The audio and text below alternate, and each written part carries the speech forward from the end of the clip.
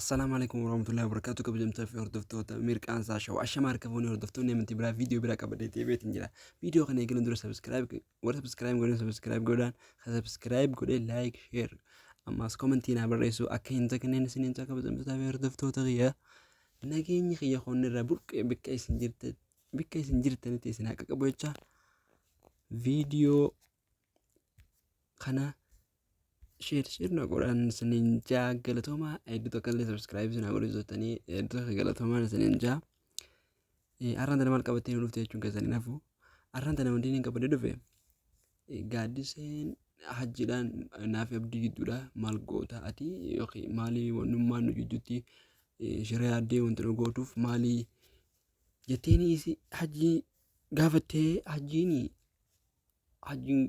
maalii wannummaanan ati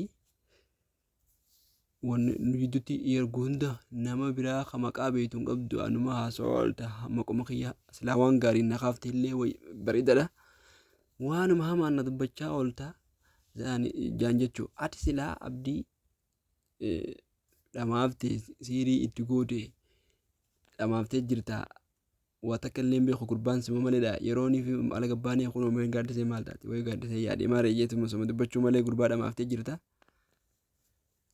Ana jiru ati sin fuudhu jaan isin ammoo kamitti yoo na jaalatee jira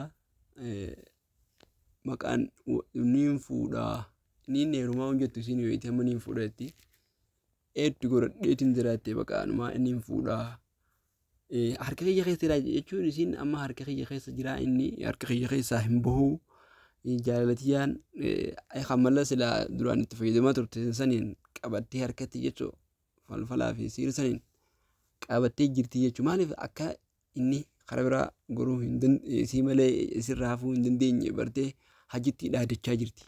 Hajjiin anaa jiru isatti numa heerumne yeroo dhiyoo kanatti wal fuunaa niin fuudhaa jetti anaaf isa qafuudha. Anaaf isa qafuudhu waliif laallaa jetteeti isin dhaadannaa isii itti jirti jechuun maaliif amma abdiin akka dirqama na fuudhuu qaba. Naatu fuudha itti isin amma anaatu fuudha amma hajjiin yoo ati fuutee ta'anii isin waluma laallaa na jaalatee namni nama if jaalachisu kun hin taane ja'anii hajjiin inni anumaaf ta'eetiin jaaladde malee wanni godheef hin jirtu.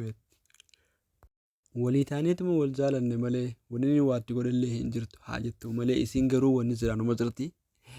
Inninis akka isii malee jiraachuu hin dandeenye hubattee jirti. Akka inni irraa hin hafne jechuu amma hajjiin gaafa inni itti dubbatuutti abdiin bakka hajji kana ati duraan nama dhugaatiin maal jedhani garuu isiin akka gooteetuma jirti. Inniif wallaaleetuma jiraa jechuu. Silaa if wallaaluu baate harkasii keessatti kufee yeroo uumama isiin jettu qofa hin dhaga'u ture. Haa taatu garuu isiin maal abdatteeti kan niin fuudhaa jettu. Namni takka yoo abdatee abdii ofirraa qabaate malee keetuma akkanumatti niin fuudhaa maal hin jiru. Isiin akka gooteetuma jirti jechuu gurbaa as keessatti achi nama waan harkeefoo jechuun harkeetuma jiraa kaasalaa inni akka wanta dalagamaa ture. Takka takkatti anaa mitiitii addunyaan guutuun ni beekti jaanii beekinni akka taate falaan dhamaasu jirtu. Anaa mitii addunyaan guutuun ni beekti. Kuni waan nama shakkisiisu takka illee hin qabu jaaniin dhimma.